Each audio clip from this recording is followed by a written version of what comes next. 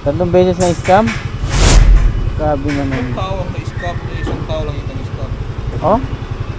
Tatlo yung na-scam na rider, tapos isang tao lang nang scam. Paano nalaman na isang tao lang? Kasi isang pangalan.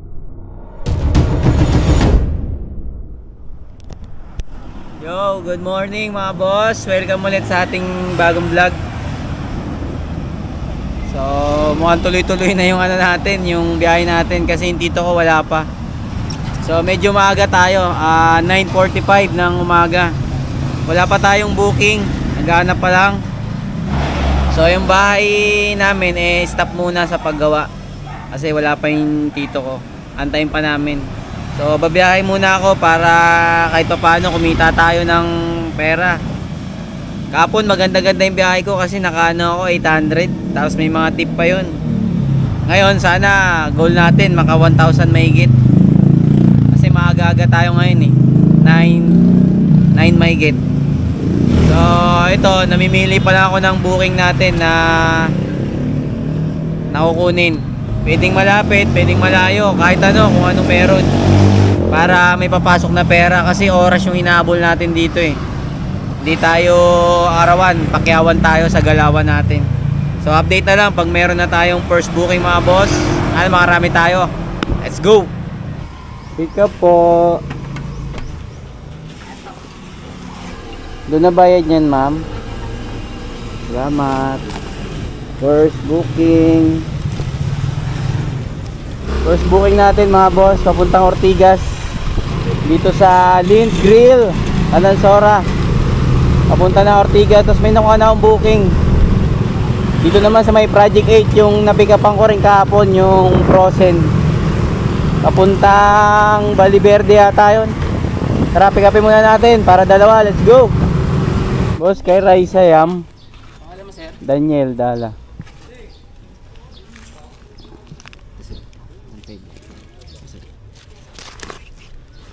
Thank you po.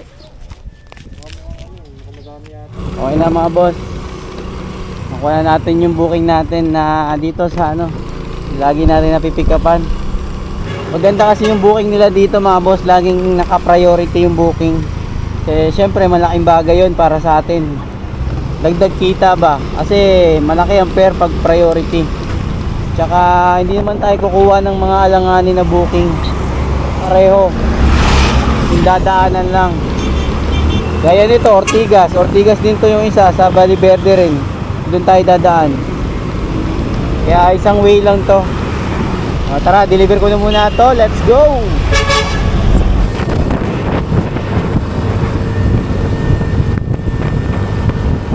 Olivia, ma'am.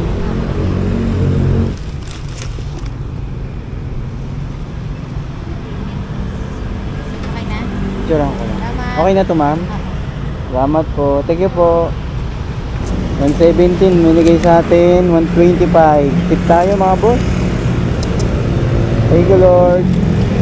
Tara, 2.5 next drop off natin. Let's go.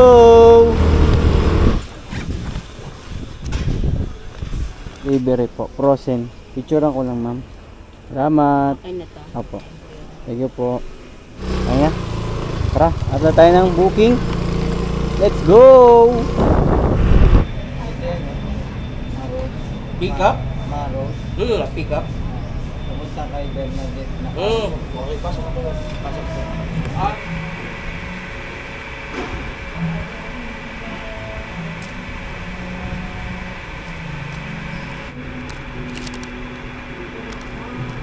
Ayun na, item pick up tayo mga boss. Pasig, papuntang Mandaluyong.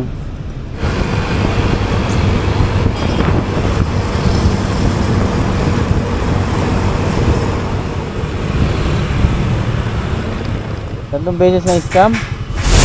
Grabe naman. Isang tao ang na-scam, isang tao lang yung na-scam. Oh? Tatlo yung na-scam na rider, tapos isang tao lang nang scam. Paano nalaman na isang tao lang? Kasi isang pangalan lang yan. Naawa na akong katabi sa pang. Isang bata. Iyak. Dito rin sa loob nito? Dito? Address dito. Ha? Magkano inabonoan? Okay. 2,000 nag-abono sila sa Sa pick up o dito? Pagdating dito sa sasabihin mo yung kwan, o sige pa, palabas na ako eh. Wala namang taong ganun.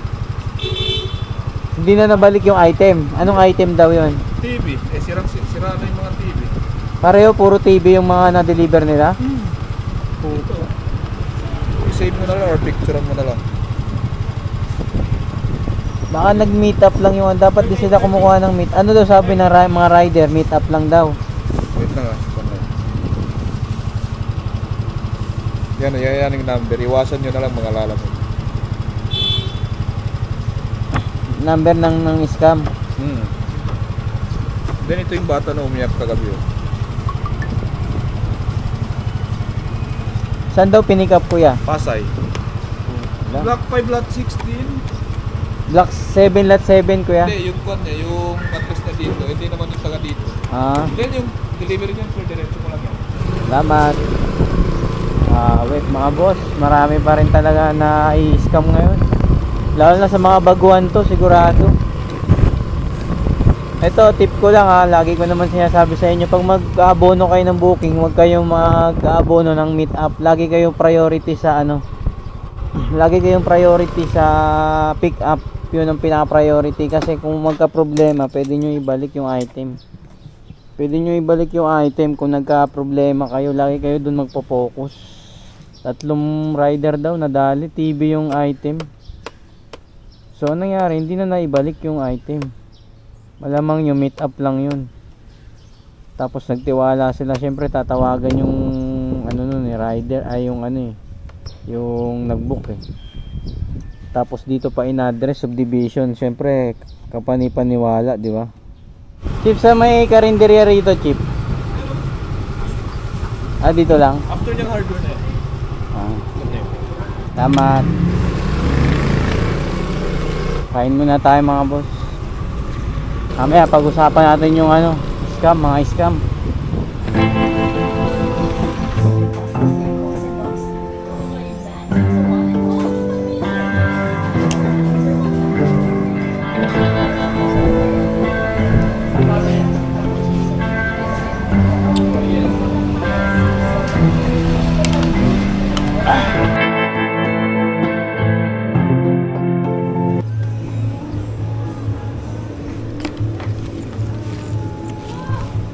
Ito muna. Pwede yan pa tagilid, hindi. Pag ganon. Pwede lang.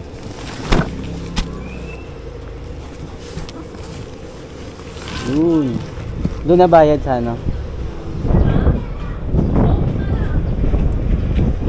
Thank you. Okay na mga boss, nakakuha na tayo ng booking papuntang Batasan. May plus 50 siya. Tapos naka-priority, tapos nakakuha na ako ng kasabay papuntang Pasunta mo. Pick upin ko muna. Sige po. Deliver na lang po ulit. Sige. Salamat. Okay na. Dito na lang sa harap kasi may laman yung natin eh. Sakto lang. Tara. Booking natin ito. Mandaluyong, Batasan Hills 236. Meron kasi flash yan na 50. Tapos Mandaluyong Pasunto mo 172. Para yung priority yan mga boss, para maganda yung pair natin. All good, let's go. Ay sige po. Sa puti, sakyan. Ako sa puti.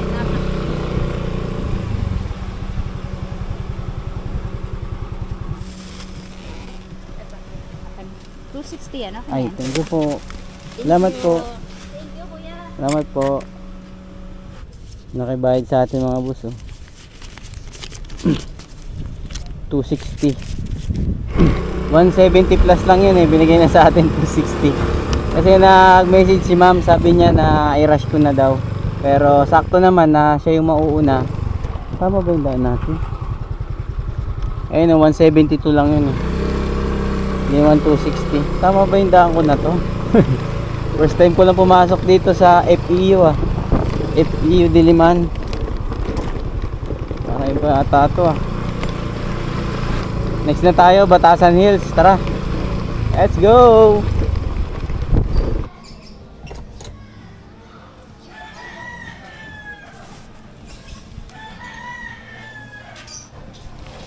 Yeah.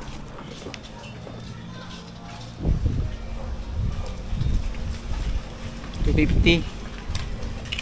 236 mga boss. Ginawa na 250 ni ma'am. Tip tayo ulit. All goods. Wrap tayo booking. Bye Toro ma'am. Oo. Si Angelica nga. Angel. Oo. Kayo po si Winnie Maglalang. Kita niya. 120 yan ha. Salamat. Booking natin. Kano daw ito? 120.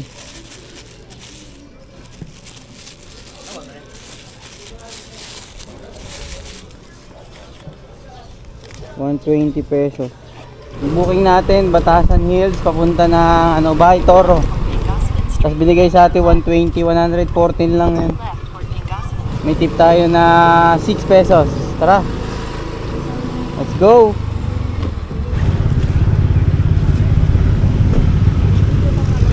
Salamat po. Okay na. Up tayo na other booking. Doon na bayad kaya. Salamat. Okay na. Item pick up. Nakuha na tayong booking. Ano yun? Bahay Toro. Papuntang Damian lagi. Tapos nakuha ko na ng ano. Kasabay. Tanansora, Diliman, Abono. Ito yung una ko nakuha. Aso nga lang. Habang papunta ako dito. Sumabay ito. Dadaanan naman natin to. Inuna ko na. So, yung isa abono yon ng $300 papunta ng Diliman lang. Mauuna naman yun i-drop. So, traffic upin muna natin. 800 liters, let's go. Babayad ikaw? Opo. Yung kay Jake. Oo, ito. Sige po. 300 ma'am. Thank you. Ano? Salamat. Okay na. Item pick up mga boss. Aircon bracket. Ito pala yan, no? Aircon bracket 300 for sale. 1 HP. Naka-sale pala siguro to. Tara. Diliman tsaka Damayan lagi mga boss. Abono yung isa 300, yung isa regular. Tara, maaga-aga pa 2:45. Let's go.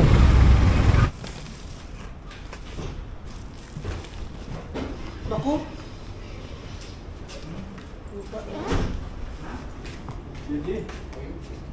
2 to 3! Bali for 37 sir. Ano number mo, boss? 09 Magkano ulit? 4? 39. 50. Pang cash out. Thank you sir. Salamat. Okay na mga boss. 450 binayad, 439 lang. May pasobra na $11 pang cash out daw. Tara, next drop off 3.4 kilometers. Tara, let's go. Rihanna. 94. Okay na daw. Salamat. Thank you po. Okay, binigay sa atin, no? 120. 94 lang. All good. Tapos nakakuha na ako ng booking kagad. Papunta sa Uyo. Traffic upin ko muna. Let's go! Yung naka-DJI kayo ah. Kay Clarence po. Clarence. Ito na kuya. Kaya pwede pipikan. Salamat. Mas mo action Ha? yung i3. Mura lang to ma'am. Kasi may DJI. Okay, camera. DJ yan eh, sa amin eh. Ay, ito sa inyo. Ayan. So, sa kabila namin. Panay. Salamat. 5 na pa. Thank you po. Okay na mga boss. Item pick up. Doña Josepa. Doña Josepa. Papunta sa Uyo. Dito yan sa Quezon Ave, Barangay Doña Josepa. Papunta sa Uyo. Tapos naka-DJI daw ako. Yung pala DJI din pala sila. Tatrabaho sila ma'am. So tara tayo ng booking. Kasabay. Let's go!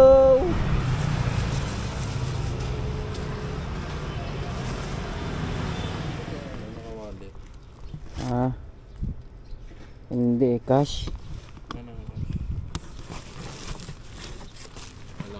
Sige po. Thank you po. Okay na mga boss. Drop na. Oras 4:40 ng hapon. Malis ako kanina 9:30. So 10, 11, 12, 1, 2, 3, 4. So 7 hours mahigit tayong bumiyahe. So hindi ko na nasabayan yung kanina kasi nag-aano rin ako sa oras, naghahabol habang bumabakbak na ako pa uwi. Itong booking na to dala natin kanina, eh wala naman tayong nakuha kasi baka mahipit na naman tayo sa traffic. So okay na to mga boss. So sa mga mga boss, ingat kayo sa pag-aabono ha. Lalo na kung malalaking pera ang abono. Kasi mahirap kitain ng pera. Maging maingat. Wag masyadong magpasilaw sa malalaking plus. Basta lagi lang kayong titingin sa pick up point. Kahit sabihin nyo, kahit makausap nyo po yung drop off, kahit magsalita ng mga magagandang salita, basta lagi kayong magpo-focus sa pick up. Lagi ko naman yan sinasabi sa vlog ko sa bawat pag-aabono. Laging sa pick up kasi kung magkaroon ng scam, pwede nyong ibalik yung item at makuha yung pera nyo. Yun ang pinakamahalaga. Masayang man yung gasolina, yung oras, yung pagod, pero yung pera na hindi dapat mawala sa atin, eh kailangan nating mabawi kasi pinaghirapan natin yan, di ba? So ingat, lalo na sa mga baguhan mga boss.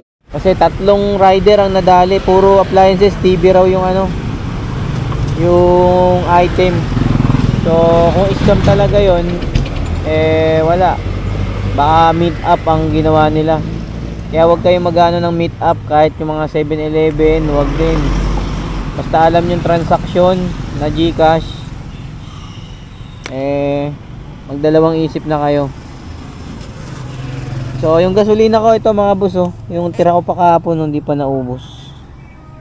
Tapos kumita tayo ng mga boss, ito 9 booking tapos 1,015. Tapos yung mga tip natin sa mga customer mga boss, di na rin masama. Sa loob ng 7 hours mahigit, maaga din tayo nakauwi.